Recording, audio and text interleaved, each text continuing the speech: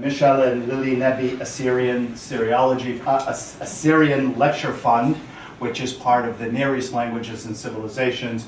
We're merely just the host here. I have a certain affinity for Richard Fry here because, and one of the things that I find so precious about this event is this is one of the few events that actually brings together all of the ancient, the medieval, and the modern world of the modern Middle East. And what is particularly wonderful is today that we have someone here talking about contemporary Assyrian music is an indication that Assyrian culture is still very much alive linguistically, in every aspect of it is as well. So for me, this is a wonderful occasion to link an important dimension of Near Eastern studies and all of its ancient, as I say, medieval and the modern world. Too often we're divided in time, and this is a wonderful occasion where it's not. The Naby Assyrian Lecture Fund was endowed to the Near East Department, the Department of Near East Languages and Civilizations, by the children and the children-in-law, if I can say it that way, of Mishael and Lillie Naby. And I want to thank Eden Naby for making all of this possible as well. I just want to say something, and doing my homework before I came. I did a little Googling on Mishael, am I pronouncing this correctly? Mishael and Lillie Naby. Two people whose lives are so, in many ways, representative of the 20th century. All that was good about the 20th century and all that was not so good about the 20th century. I read that Mishael Naby was not only a poet, and poet in many languages that I'll mention in a second, but he was also a pastor, and he brought together both the secular and the religious, which is part of what NELC does in Middle Eastern studies. But his whole world bridges the world, the linguistic worlds of Assyrian as a language, Turkish as a language, Persian as a language, and then English as well. And his life coincides with some of the horrors of 20th century, some of the genocidal practices that we know, and eventually they made their way here to the United States. So I think that it's very fitting that we, in the Center for Middle Eastern Studies, host this, what would otherwise be just a NELC adventure, because we do, much of what we do also does this as well. And I just want to say in a personal note that Richard Fry is one of the founding fathers, if you'd like, or the founding members of the Center for Middle Eastern Studies back in the 50s. And it was his vision to see Iran and to see the Near East, not only in its textual grand past, but also in its lived experiences of the 20th century. So I'd like to say that this lecture is very much a blessing, if you'd like, for both NELC and for CMES. And it took you, the Hamzat al-Wasp, to bring all of this together, and I thank you. I'm going to turn the introduction to Abboud over to Eden Naby, and from there we'll begin the talk. Thank you. Thank you, Bill, and for that fine introduction to my parents. They would have enjoyed this lecture.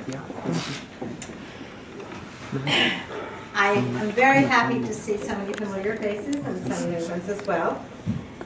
And one of the newest is Abboud Zeitoune's son. Abboud Zeitoune's son is an accomplished athlete, and we're very glad that he was able to accompany his father.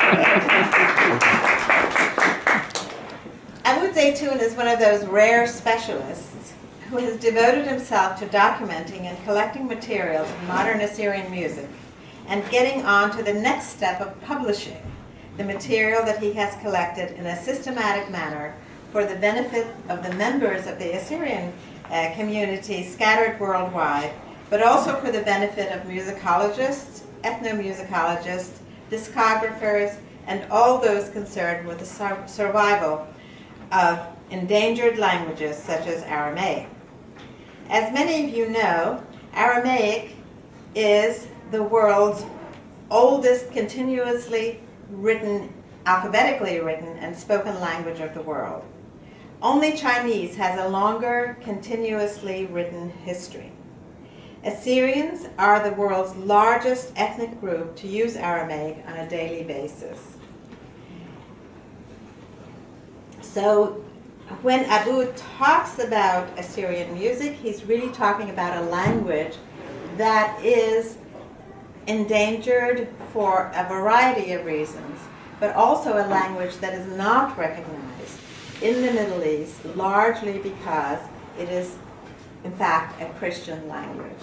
It has become a Christian language, with few exceptions. And this is a case that I'm very interested in personally.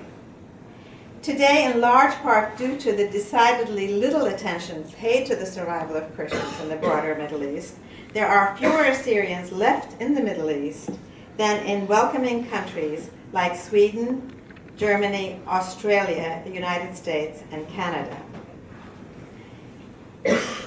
Here today, we have an opportunity to learn from a man whose professional and family life are so well organized that he has been able to become a specialist, the leading specialist on modern Assyrian music.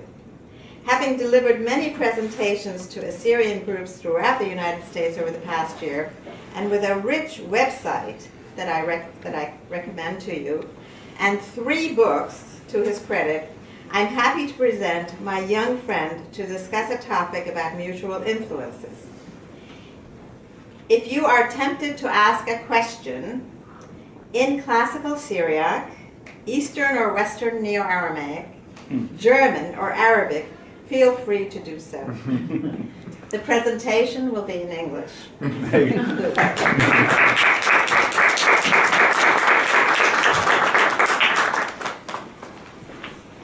Good evening. Yes, hello everybody. First of all, thank you very much, Professor Eden, Professor William. It's a pleasure for me to be in this holy hall of Harvard.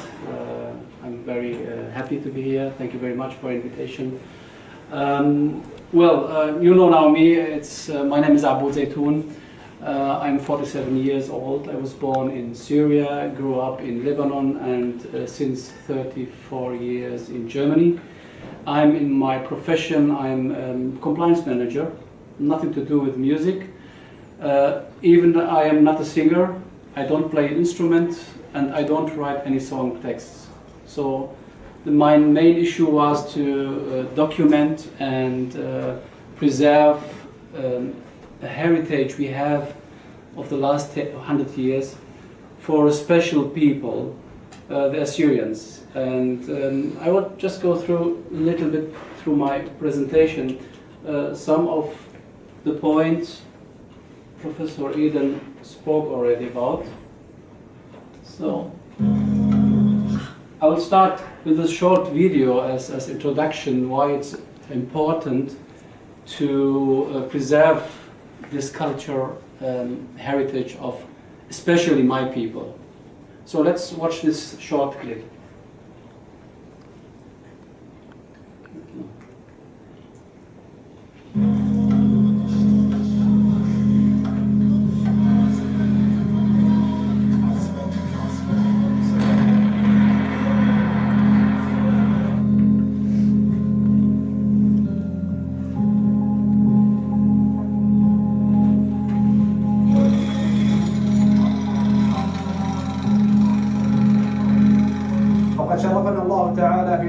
الإسلام بإزالة وتحطيم كل ند كان يعبد من دون الله في غابر الأيام.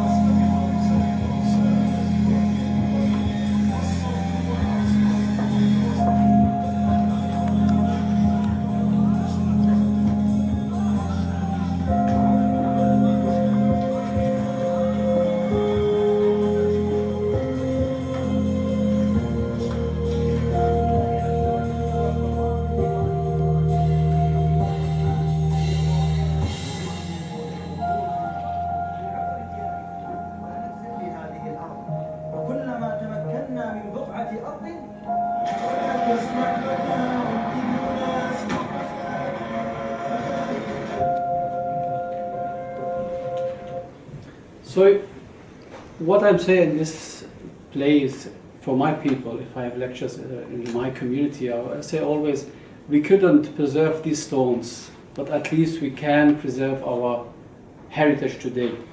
So our heritage today is, of course, besides singing, also our literature and art, for example. So and there I start my journey in this field. First of all, as introduction, maybe some of you don't know a lot about Assyrians. Just short introductions. Assyrians today, also known as Syriacs, Chaldean, or Arameans. We have this discussion internally ongoing, still ongoing.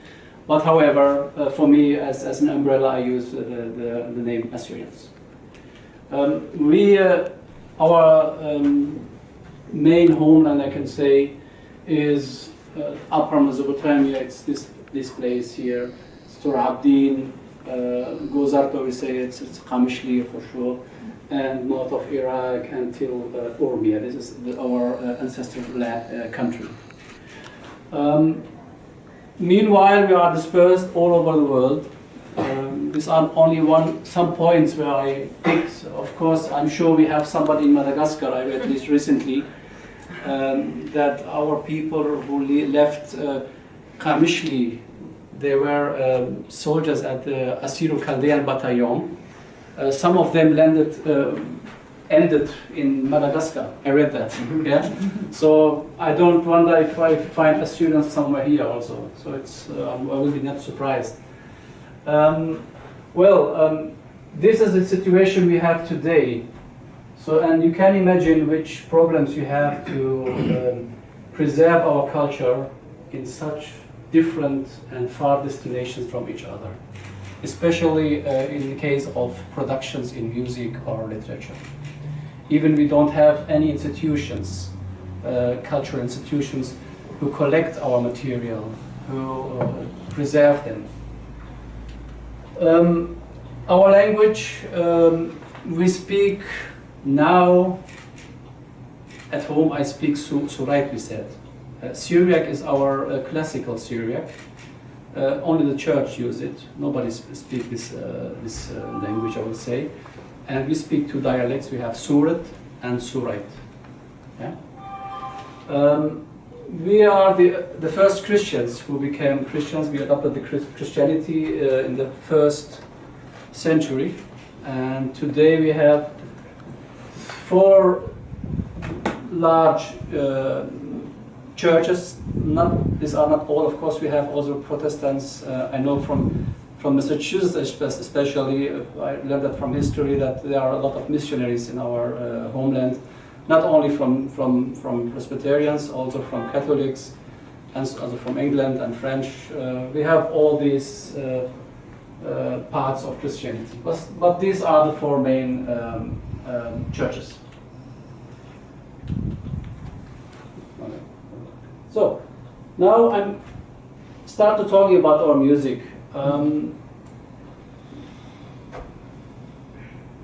Most of our scholars who are in this field are convinced that our music of today has its heritage from before Christ. So when I say I'm Assyrian, of course all of you heard about the Assyrian kingdom, Assyrian empire before Christ.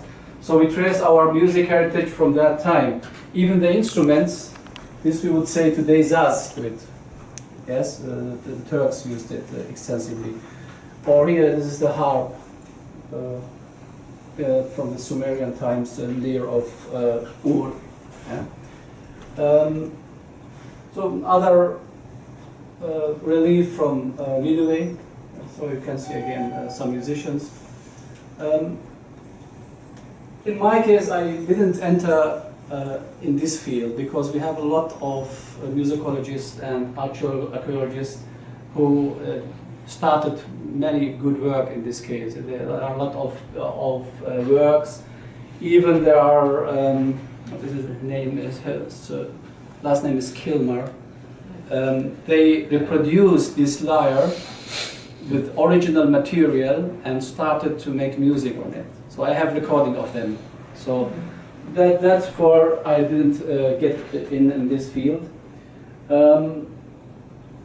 Why I'm saying that our music of today is, we can trace it to the time before Christ, because our church music, there is the connection to the pre-Christian music. So many scholars in our community are convinced, as I said, that our music in the church, especially in the church, and it's normal, by the way, on all religions, that the new religion adopt many things, rituals, music, dances from the former religion.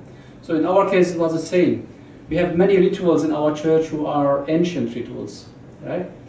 And the music the same. So I introduce you one piece, first of all, this man.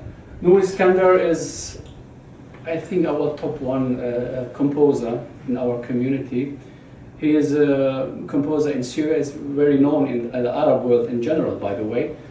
And just for the church music again. The problem in our church music is we had the decision to collect our hymns or to finalize the hymns was about 700 AD, right? We don't have any notation from them. The people learn that orally, from hearing and to give to the next generation. So it took till the 19th of the last century that Nuris Cantor tried to notate these chants.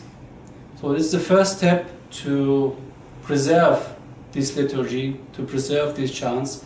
Around 700 melodies are safe now, you can say. We lost a lot of them in the last centuries, of course, because of massacres, of genocide till today. But at least the first step, as you see, the first book was 1992. The basis of this notation was a singing or a recording of Patriarch Jacob III in 1960 here in Massachusetts. It was in New Jersey, in Hackensack. Yeah, they recorded him. At least there came out 5 cassettes, and he sang all the melodies he knew at that time. And this is the base. This is one book of them, and the second book of Nuris Cantor is this one. So just to give you a short, I'm not a musicologist, as I said, so I don't wait from me to write you some music notation. Yes, but I think I have a good ear to hear something out. So that's why how I prepared this presentation. So I will show you now a video clip, a short clip. It wasn't like, not an opera, but it was a concert of Nuris Cantor in 2008 in Damascus. He took parts from the church hymns. He has, can you see it? We'll see it. There are 2 groups. The one group sings church music, and the other group sings mosque hymns, right? So, excuse me, it's hot here. So, now, let's hear this.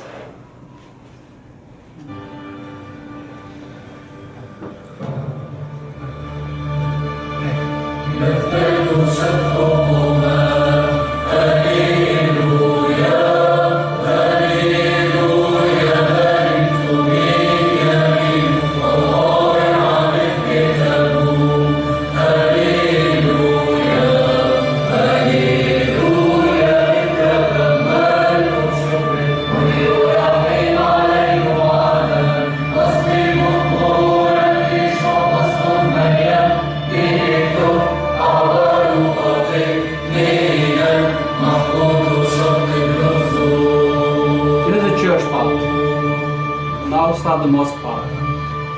Allahumma salli wa sallim wa barik ala Sayyidina Muhammadin wa ala alihi ala kamalillahi wa kama yaliqu bi kamalihi. Allahumma salli wa sallim wa barik ala nuril huda Muhammad. So, did you hear any difference between both? Or you hear only from the hearing? It's the same style, the same mode.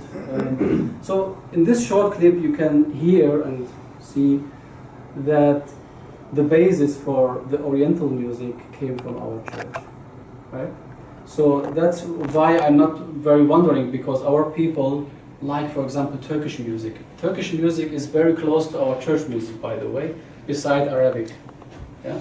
Persian music is a little bit different. Yeah? So I want to talk about one thing where I'm the first one who wrote about that. Wrote that in my second book here, Modern Assyrian Music. The question, I will show you that later. We have two separate groups of Assyrians. We have West and Eastern Assyrians. So the East Assyrians used to sing in their villages in Hakkari, in the mountains of Hakkari. But for us, I'm a West Assyrian, by the way. For us, it was a sin to sing. So the first recorded folk songs were recorded in 1968. So as these recordings were published, people said, or mostly our clerics said, it's a sin, why do you sing in this holy language? So, and I started at that point to ask myself, why was the sin? What is the reason? Is it like language, or is there some other reason? So, and I found the reason in the Holy Bible, in the Syriac Holy Bible, not the English, not the German, not Latin or so, only the Syriac. Even the Arabic is different because of this word here. So here in English we said revelings. In Syriac it's zmoro. Zmoro is singing, for our understanding, not reveling, right?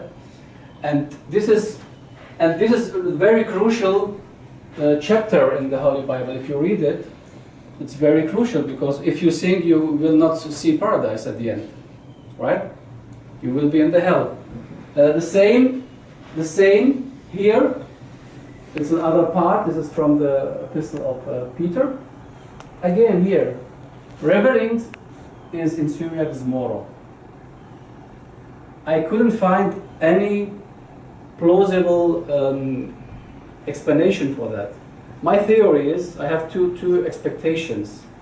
The first one is that the understanding of zmoro at that time, in the first century, was another understanding that we have today, for the Syriac language spoken.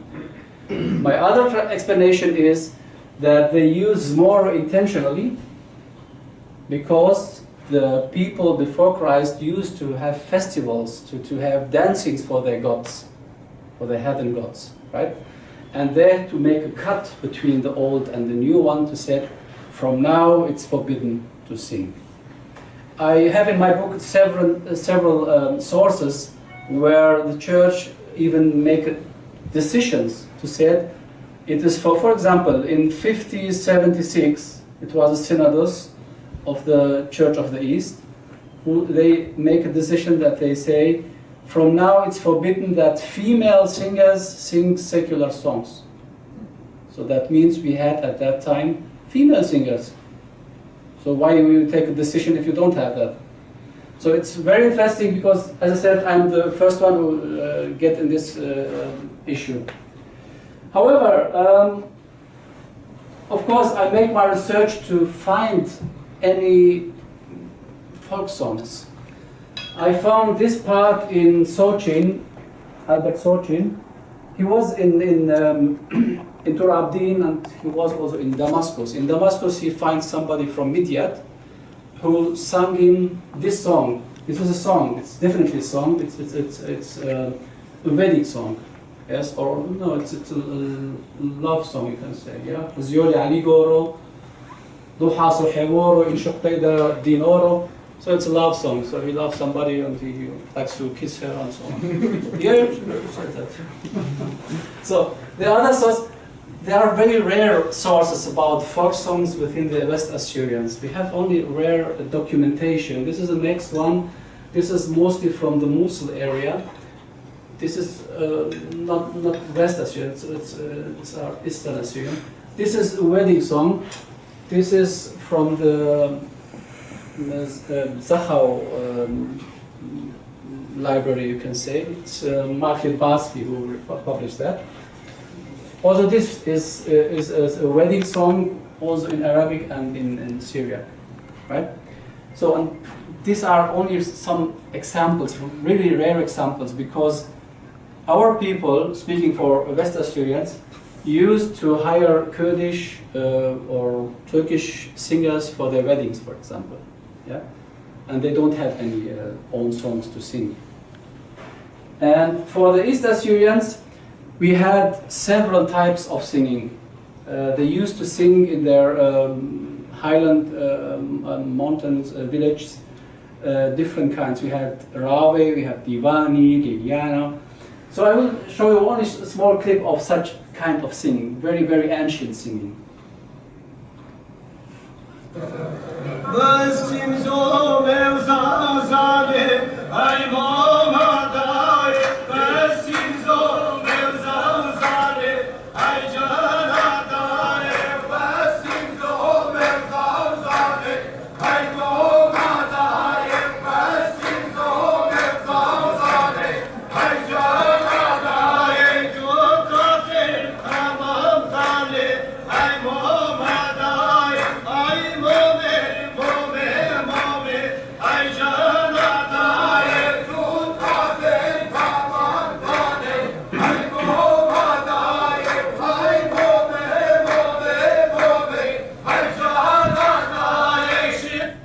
So this is a short clip how they used to sing, and it was the distant video about him. He told me that his father told him this story, that this guy was always took to the Sultan and sang in front of the Sultan. He was a singer for the Sultan, but at the end he was killed around 2021. He was killed. So I will give you just one impression how I started, or how was our work to find these records. So you can assume that it's difficult to find a record where it said Kurdish or Turkish to know that it's an original Assyrian singer. First of all, what I do is to look in, or to search in magazines of that time, in the early 20th. One of the magazines was the New Assyria. This magazine was published in New York, and in 1917, in this issue, I found this advert from Massachusetts, by the way. It's not far from here. Lowell or Lowell. Lowell, you would say. Okay. In my first book, you will not find this advert because it was new after the first book. I found that. In this advert, you can read here. We have Assyrian records. I wondered because 1917 it was to me new to have Assyrian records. Never knew that. And at the end, I found also the picture of the shop owner. Yes, this is Francis Hoyen. I think he's originally from Kharput, right? From Kharput, yes. So, thanks to the technology of today, first of all, Facebook, and for this case, thanks to eBay. One day, one guy from South Daytona, Florida, offered this record, and what you see here, Assyrian records. So, and the advert was, we have Assyrian records. So, and we found 3 records, number 2, 3, and 4. Number 1 is still missed. I will give you $100 if you find it. Yeah? So, and what is this? Now we have the name of the singers, Joseph and Anayona. Interesting for me was this, what is written here in Syriac. Arshin Malalan. I never heard this word before. So I asked a friend, do you know which friend was that? Who was that? It was Google. I gave Arshin Malalan in Latin. So, and I found out that this was a cabaret, no, not a cabaret, operette, that's the right word. From this guy, it was an Azerbaijani composer, Uzair Hajibiyov, and this was firstly performed in 1930. Yeah, and I also found through my research that Armenians have the same songs in Armenian from this operette. So, and this is the first record we have now, the oldest.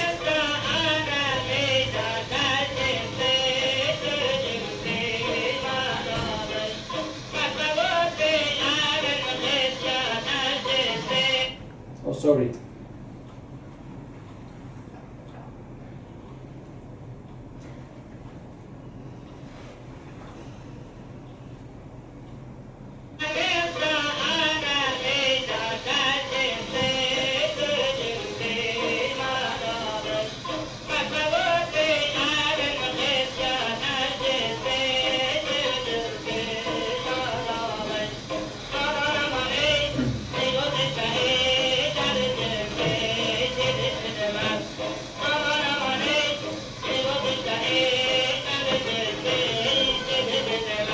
The music is completely a copy of this operette.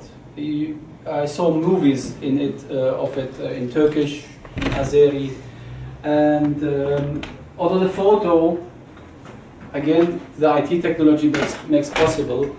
I typed their name because we didn't know their name before. I found that I had the whole time this picture in a book I had. The name of the book is Assyrians of Massachusetts. And there I found their photo. The next record, it was again the same procedure as I said. I found in a magazine, was published in Jerusalem in the 20th and 30s of last century, Al-Hikmah Hikmtho. And there in one issue, they said, Bushra al-Shaq al-Alhan Suryaniya. Professor, what is Bushra in English? Good news. Good news? Good tidings, maybe. It's don't fit, don't take, it's not good news. Only good news? Okay. I think Tidings it's for tidings. lovers. Bushra is tidings. Tidings. Yeah, now I learned something new. Lovers. Okay, so they said here, good news for the lovers of Assyrian music. They were produced some new records with the words of Naum Fayek. By the way, Naum Fayek, this is my current project. I am started to write a book about him with completely new material. We have a lot of his original material, but we didn't translate it yet. So here it said we have new records with the voice of Elias Boyeji. Yeah? This took also a lot of time to, this is by the way Naum Fayek, to find Naum Boyeji, Elias Boyeji. I found the record, but I don't have the original, but I know where is it. I have it in digital also. So this is the first recording in the, it's classical Syriac, but it is the classical Syriac of the West Assyrians, in this case, Klobonoyo. So I will let you hear one piece of it. So it's Thair Bar Othul.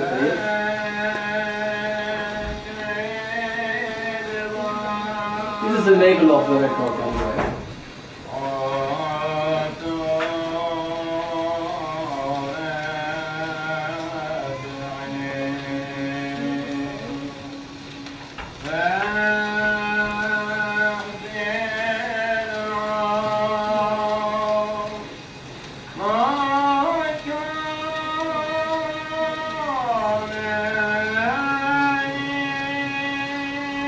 This is one of our national songs, meanwhile. So many occasions people sing this song.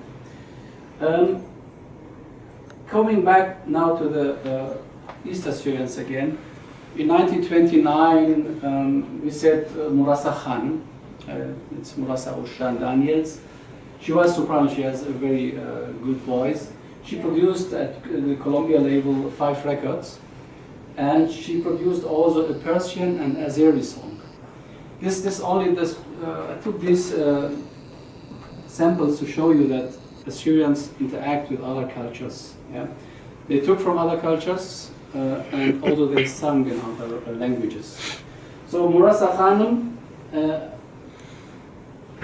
this is one of her records.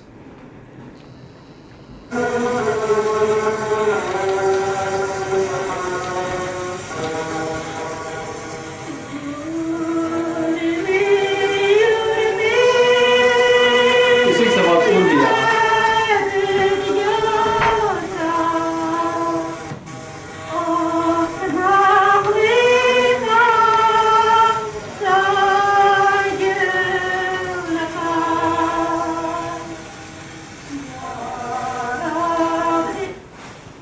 These are the two records. This is one in Persian and one in Azeri, Turkish Azeri.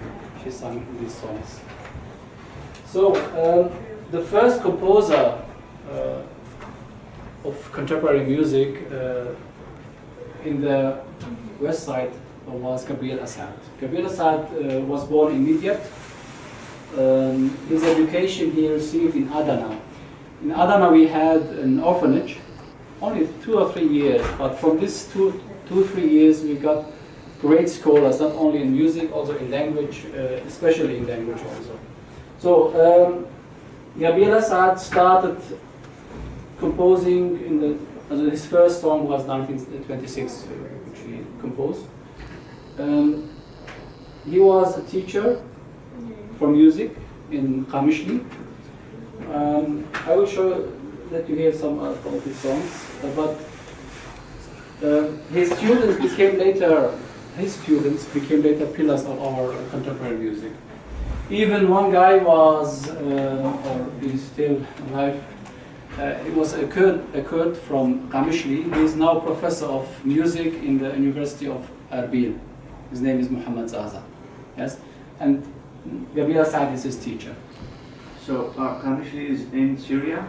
In Syria, northeast Syria. Okay. Just Yeah. okay. Gabriel Assad released 2 books. One of the book is this one, من موسيقى بلا انحداثه. These are contain, I think, around 50 songs with notation. Mostly his own songs or other songs of that time, of the 20th and 30s. The first performer of his songs were in Qamishli, these 2 singers.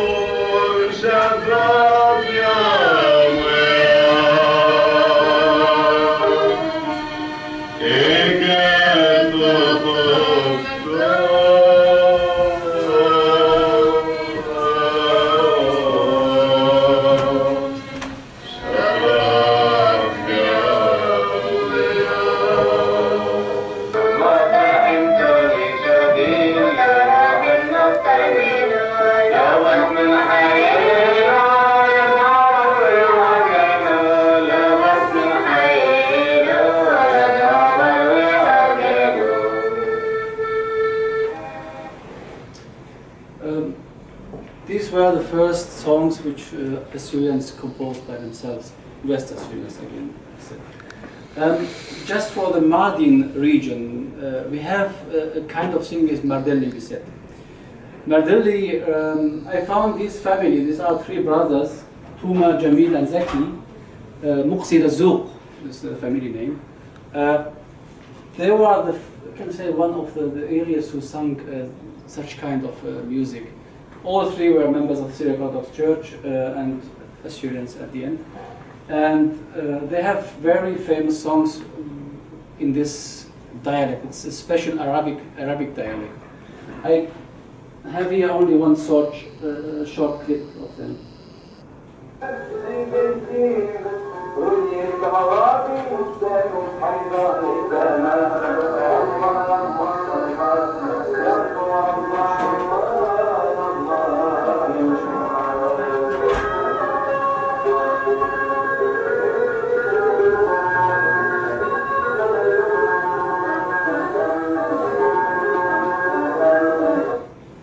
have to know that in Mardin, Assyrians don't speak Syriac. The heart, what I said, core of the language preservation was Turabdin. Only some villages. It's like a wonder how this language survived at the end. Yeah? Because as I said, outside Turabdin, 10 kilometers, Mosul is Arabic, Diyarbakir is Turkish, and Kharput is Armenian and Turkish, Kurdish. So only some villages preserve the language. So coming now to the first West Assyrian folk songs.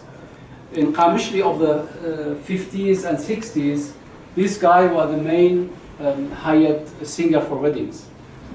Aram Dikran was an Armenian, but he sang mostly in Armenian, of course, Turkish, Arabic, but we didn't have any Assyrian songs to dance on them. So he was the most hired man. And this was the point where we had this awakening among our community to ask why do we dance in our weddings on foreign melodies. Yeah? And here you can see the cultural scene of the 60s in Qamishli. By the way, this guy, this is Muhammad Zaza, who is now a professor in Erbil for music, and his teacher was Gabriel Assad. So again, another picture. And in 1968, or prior to this time, some guys decided to say, let's start to produce folk songs. So they had three categories for such songs. First of all was the language that should be Surait, the spoken language, not the written language, not Syriac, Surait. Second was the text should be deal about love, about sin, and the rhythm should be danceable. So these are the three categories. And the background of this guy is, it's only two pictures of them, two persons, Linus Aho and Abdul Wahdo. The background is they were members of a newly established organization, Assyrian Democratic Organization, and from that point they were pushed to introduce these songs. And they found Paul Mishael as a composer, then Hudaho as a songwriter, and as a singer was Habib Musa.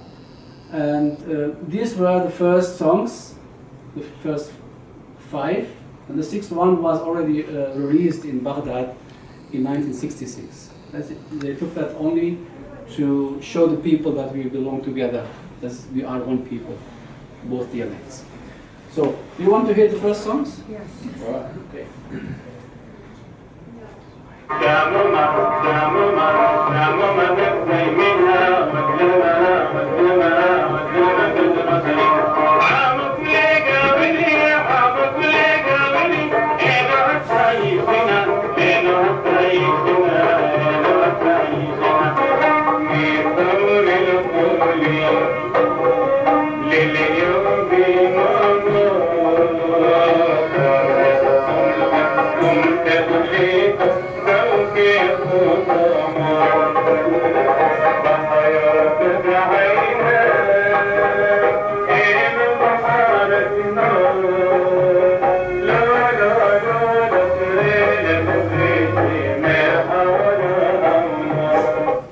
What year was this? What year? 1968. This was Habib Musa.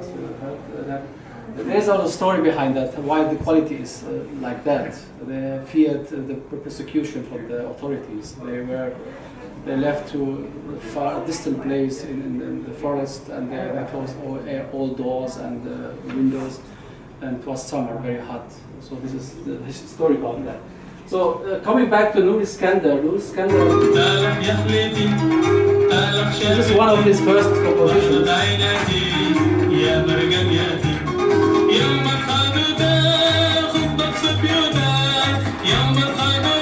Here you hear Western instruments, right?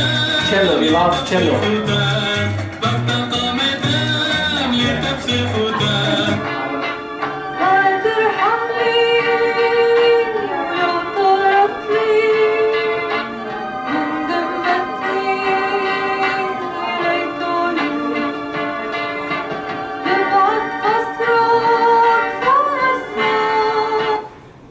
Well, I say always that with these recordings of these 5 songs with Shamomar, this was a cultural revolution in our community because they became very famous. It was in very short time people used only to dance on our music. In very short time, it was 2-3 years. They were only Assyrian music in weddings. I come short to speak about Iran because you have a little bit Western instruments, but now you will hear also Western style of singing by Assyrians. These guys you see here, these are all maestros in our music. All of them studied music in Western countries. William Daniel is the known of them. He studied in Switzerland. Paulus Hofri in New York. Nebo Isabai in Germany. Sure, I'm not sure if he was also in Europe or in the US. But at the end you will hear that now, next clip, which kind of music they produced. Yeah? They were learned composer, musicologists, and this was the base of their work. I will introduce you only William Daniel, is one of the known of them. William Daniel, he produced also, he published books, and his books is a sample. You see a heavy notation for me as a non-musicologist with our language on it. And the singing, just hear this part and I will introduce you the same song in other kind of singing. First part.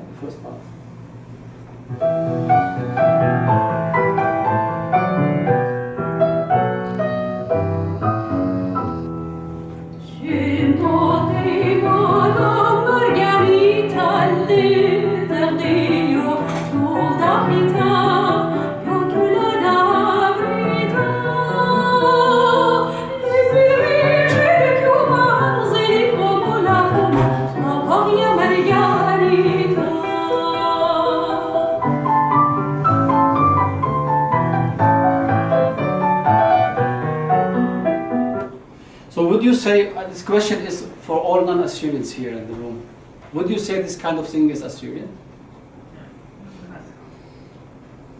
Classical. Okay. Let's hear the same song. It's another kind of singing. Just hear it.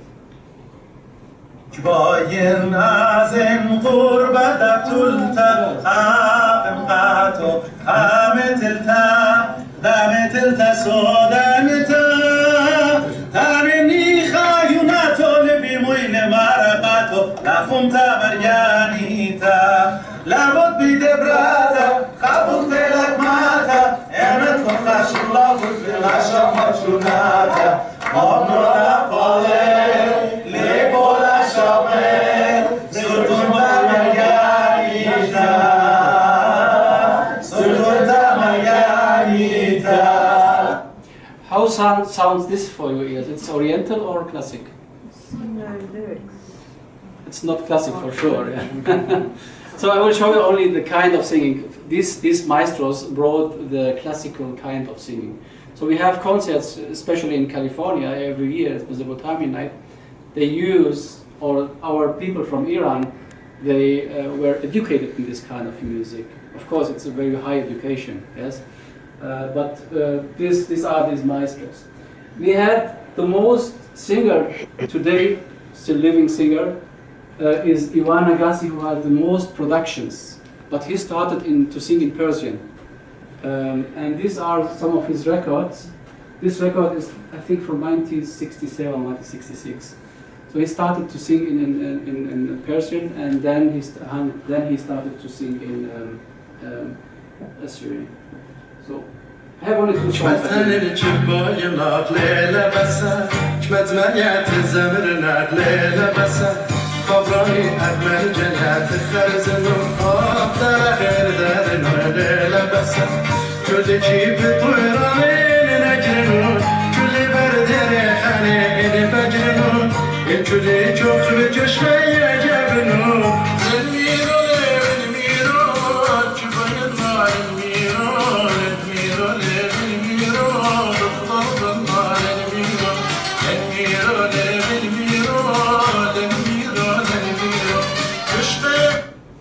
So, as the time is going,